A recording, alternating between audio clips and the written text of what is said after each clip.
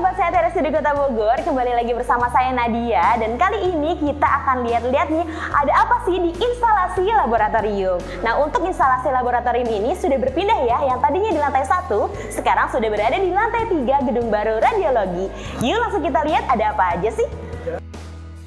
Sekarang kita mau masuk nih ke ruangan laboratorium. Demi menjaga kesterilan, kita harus menggunakan masker ketika berada di dalam. Nah, untuk yang boleh masuk khusus untuk karyawan ya. Yuk kita masuk. Oke, selamat pagi dokter. Perkenalkan saya Nadia. Di sini saya mau izin lihat-lihat laboratorium ya dok ya.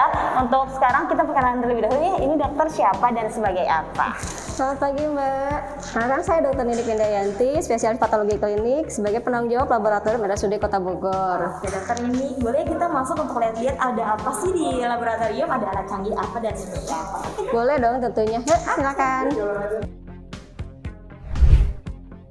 Nah dok, sekarang kita mau ke ruangan apa nih di laboratorium? Oke. Mungkin pertama-tama saya harus sampaikan dulu bahwa laboratorium dan BDRS RSUD ini kita terdiri dari laboratorium patologi klinik, laboratorium patologi anatomi, dan juga BDRS. Nah, mungkin pertama kita akan ke ruang pemeriksaan laboratorium patologi klinik dulu ya. Oke. Kalau untuk ruangan ini kita wajib menggunakan masker ya dok? Wajib dong. Kalau laboratorium itu wajib menggunakan masker. Oke, kita langsung masuk. Wah, ruangannya bagus banget ya dok ya. Nah, ini ruangan pemeriksaan patologi klinik. Jadi semua yang harus kita lakukan untuk pemeriksaan patologi klinik kita lakukan di ruangan ini. Oke, kita buka alat yang mana dulu nih dok? Kita yang pertama dulu ya, yang paling ujung. Ini adalah alat hematologi. Nah, ini untuk pemeriksaan darah rutin, hitung jenis seperti contohnya hemoglobin, leukosit, trombosit, atau juga bagian-bagian dari leukosit yang akan kita hitung. Oke, kita mau lanjut lagi dok? Ya, nah kemudian ini kita punya alat untuk pemeriksaan laju endap darah. Nah, yang ini untuk pemeriksaan analisis gas darah juga elektrolit. Kalau udah canggih-canggih gini berarti untuk waktu dari pemeriksaan darah sampai ke hasilnya itu kira-kira berapa lama ya dok? Kalau untuk pemeriksaan hematologi darah rutin, insya Allah nggak lebih dari 1 jam. Oke, semuanya bisa pakai BPJS dok? BPJS sudah pasti. Oke. Tapi tetap harus dengan persyaratan ya. Betul dong. Oke, lanjut dok. Yang ini alat untuk koagulasi, jadi untuk pemeriksaan PTA-PTT dan INR. Nah, kemudian yang ini untuk alat kimia, tapi yang utamanya alatnya adalah ini. Nah, ini alat kimia klinik kita, seperti pemeriksaan untuk kolesterol, ya kolesterol total, HDL, LDL, trigliserida, itu kita lakukan di alat ini.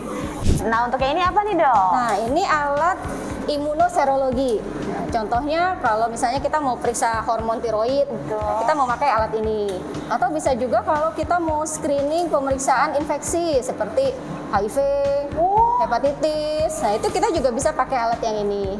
Canggih dok, ini udah kayak ngejahit-jahit gitu ya, alatnya keren. Oke, kita lanjut dok. Nah, ini untuk bagian dari urinalisa ya. Nah, ini alatnya untuk alat pemeriksaan urin. Jadi alat yang ada otomatiknya juga tetap memakai mikroskop karena kita harus periksa bagian-bagian di urin atau di biar lebih detail ya dok. Ya betul, itu apa aja sih gitu. Oke. Aku baru tahu ternyata nih dok, selama ini kan pernah lah ya sakit pasti diperiksa lab, tapi aku baru tahu kalau ternyata alatnya secanggih ini dan luar biasa sih dok. Oke, kita lanjut dok. Oke.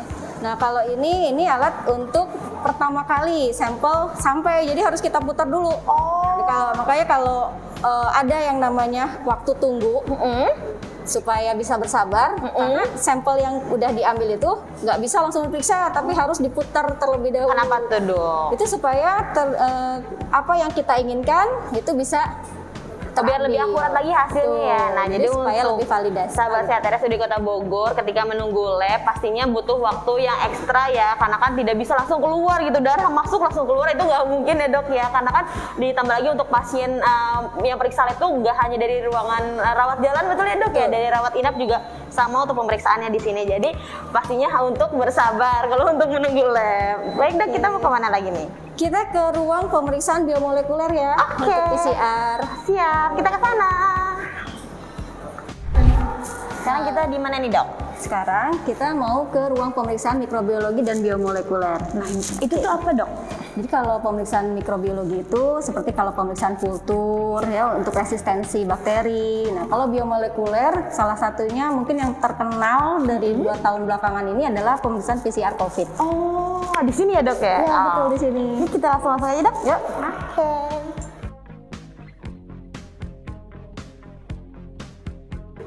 Nah, ini ruang mikrobiologi Mbak Nadia. Tapi dirasa-rasa dingin banget ya dok ya? Emang harus suhunya dingin gini dok? Kalau laboratorium memang karena ada beberapa alat-alat itu yang tergantung dari suhunya. Oke. Kita nggak masuk nih dok? Kita nggak bisa masuk kalau di sini. Ini soalnya ini adalah laboratorium biomolekuler. Ya, memang harus steril gitu ya dok ya? Jadi ini ada 2 area ini supaya ini ada yang disebut namanya anterum. Anterum. Jadi kalau misalnya mau masuk ke ruangan sana wajib harus memakai APD. Oke, dari mau kita berarti jelasinnya di sini aja ya dok ya. Kalau ini ruangan apa nih dok? Yang pertama? Nah ini ruang ekstraksi.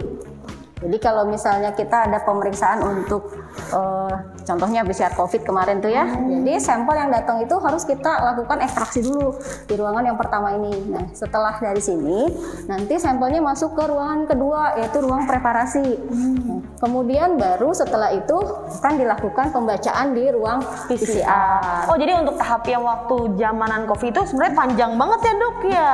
Betul banget. Makanya kalau misalnya kemarin kita harus sito atau pengen hasilnya cepet-cepet ya sebenarnya harus melalui 3 tahapan ini. Iyalah gimana mau tahu hasilnya kan ya harus bersabar pastinya, harus tahu ternyata rangkaian untuk mencapai hasil itu banyak banget di laboratorium. Aku baru tahu juga nih.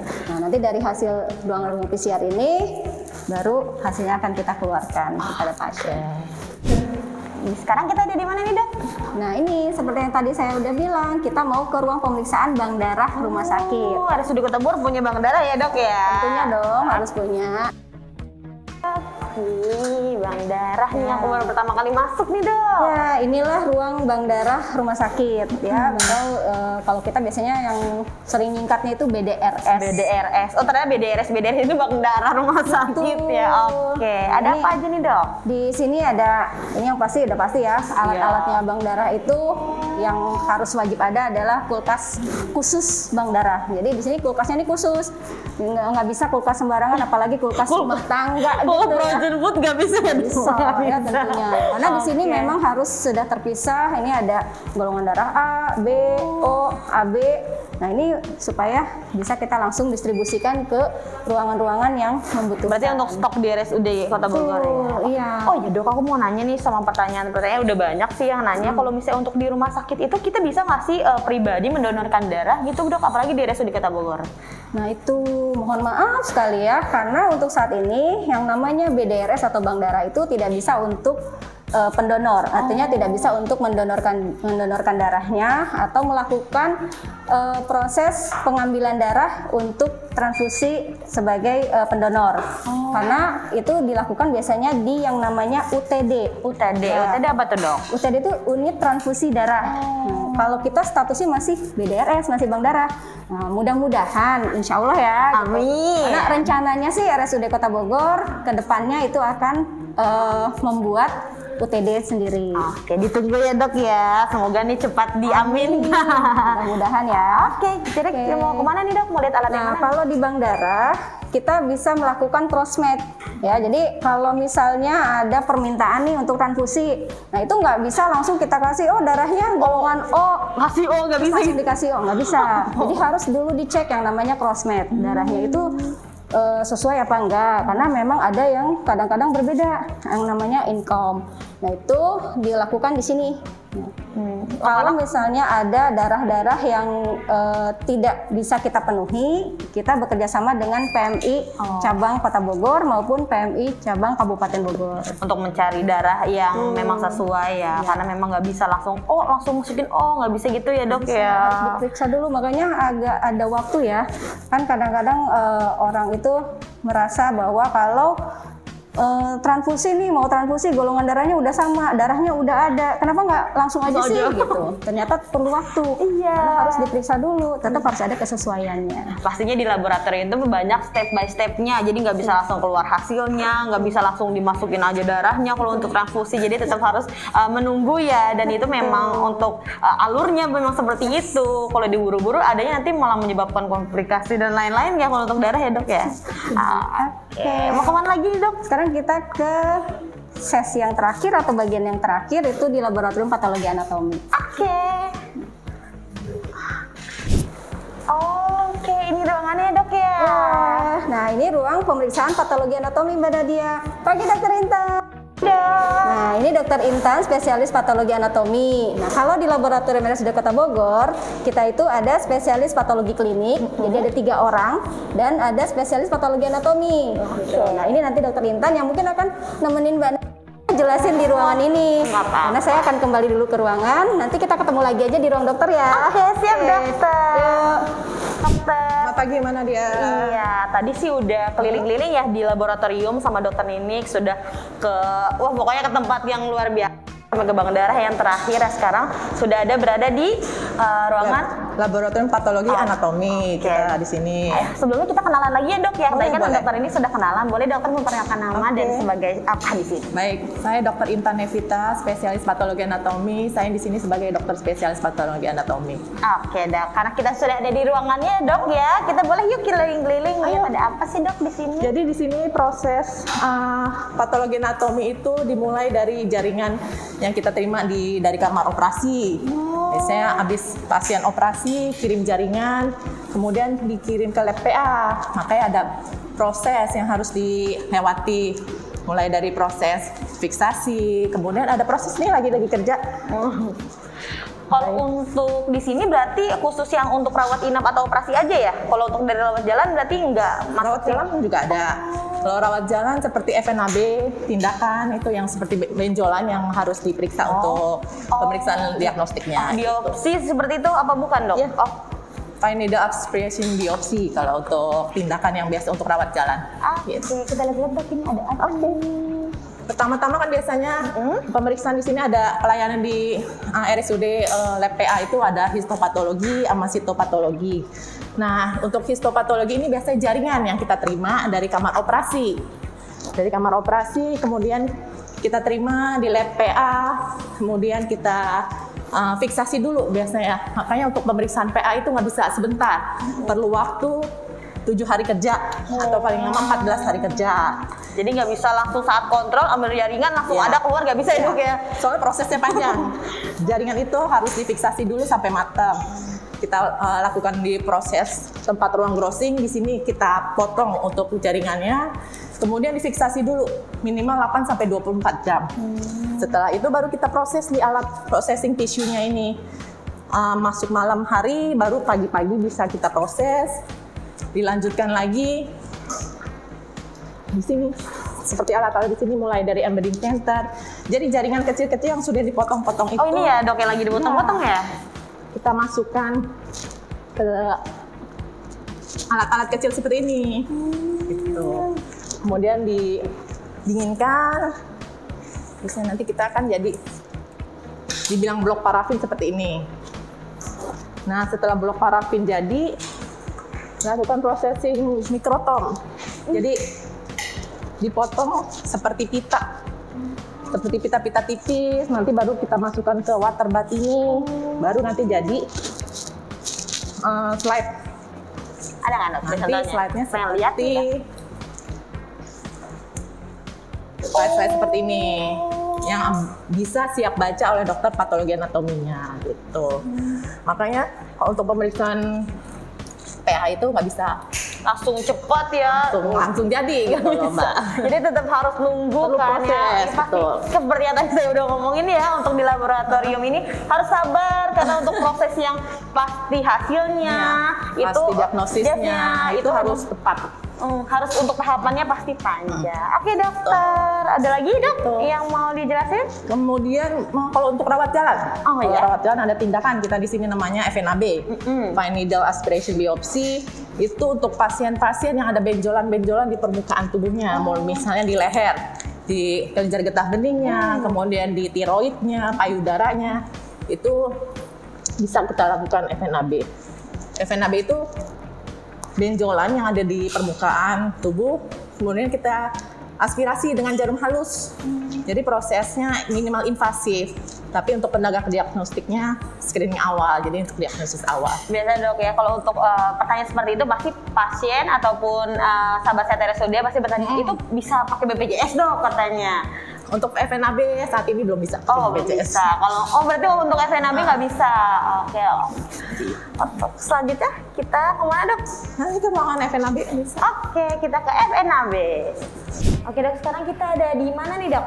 Sekarang kita di ruang tindakan, rencana untuk tindakan FNAB, fine needle aspiration biopsi, di mana kita akan menyuntikkan jarum halus, aspirasi jarum halus pada benjolan pasien yang digunakan untuk diagnostik.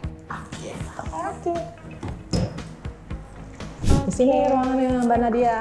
Kalau ada pasien-pasien datang dari rujukan dari klinisi, biasa dari penyakit dalam, untuk kelenjar tiroid atau misalnya dari dokter paru, bisa juga. Oke, di sini bisa dok kita simulasi aja kali ya, gimana sih untuk FNAB itu sederhana. Kita memerlukan hanya jarum, kaca slide, swab alkohol, dan kemudian plesternya. Pertama-tama kita anamnesa dulu pasiennya. Benjolannya udah berapa lama, kemudian adakah rasa nyerinya, kemudian adakah benjolan cepat membesar, itu yang kita tanya dulu. Kemudian baru kita lakukan pemeriksaan benjolan pada misalnya pada leher pasien ada benjolan. Jadi tanya aja ya mas, jangan sampai ya mas. Ukurannya berapa gitu, itu yang terusnya harus benjolan yang teraba. Kalau misalnya benjolan yang tidak teraba secara tidak teraba jelas, kita biasa bantu dipandu dengan USG guiding gitu. Untuk agar dapat spesimen atau cairan yang tepat sasarannya. Misalnya kita mau ambil tiroid, jadi kelenjar tiroid yang kita dapetin sel-selnya, nah seperti itu. Terus selanjutnya dok, habis setelah diambil cairan atau mas disuntik beneran mas?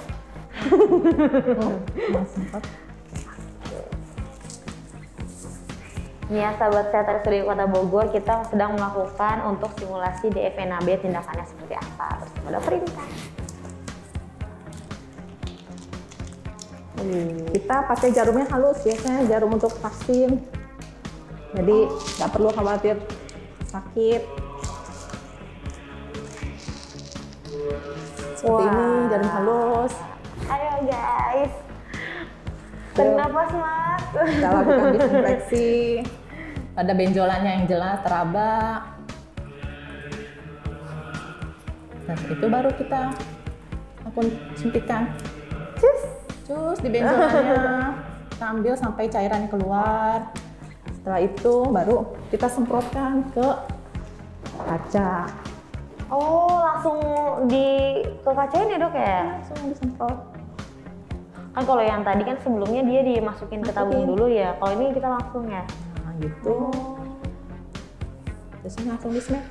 Bukan. Kalau FNAB ini dia hasilnya berapa lama dok? 7 hari kerja. Oh tetap 7 hari kerja ya, karena tetap harus ada selain di sini, kemudian akan kita warnakan juga seluruhnya. Sudah selesai. Oke dok. Jadi kalau ada benjolan-benjolan bisa diperiksakan ke lab patologi anatomi untuk menentukan diagnosis awal seperti infeksi ataukah tumor gitu. Oke dokter, terima kasih banyak. Berarti ini saya lanjut lagi sama dokter Lilik ya berarti? Oke. Terima kasih dokter. Sama-sama. Ayo guys, kita langsung ke dokter.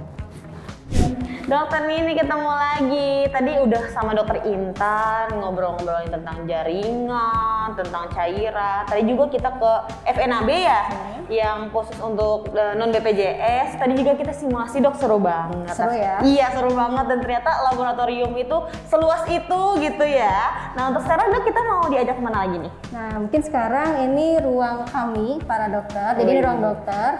Kita masuk ya. Oke. Nah, ini ruang dokter untuk pembacaan slide mikroskop ya. Jadi nah ini kebetulan ada Dokter Ana. Pagi Dokter Eko. Pagi dokter.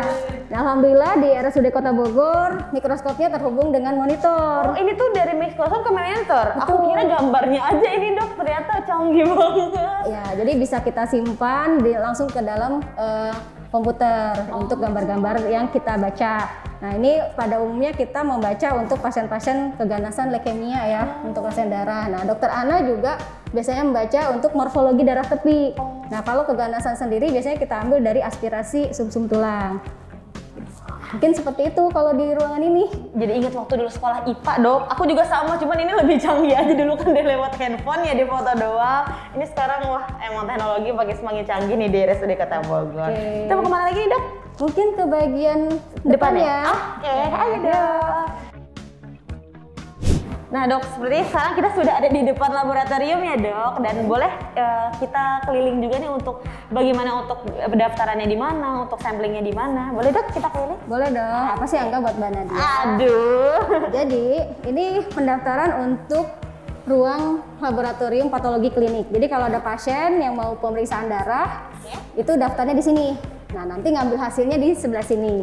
Nah, kalau misalnya yang sebelah sini itu administrasi untuk BDRS, dan yang paling ujung itu untuk administrasi atau pendaftaran patologi anatomi. Nah, nanti kalau pasien udah daftar di sebelah sini, tuh diambil sampelnya atau pengambilan darahnya di ruangan yang ini. Nah, Kalau gitu. untuk nunggunya berarti di Ya. area sini ya dok ya? Ruang tunggunya area ini dari ujung sana sampai ujung sana.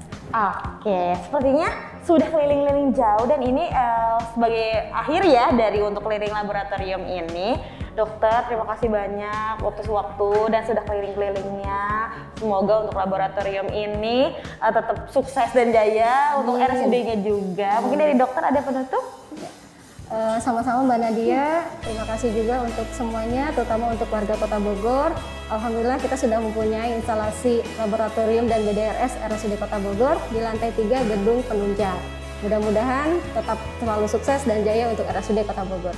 Oke dokter, terima kasih banyak. Ya, sama-sama.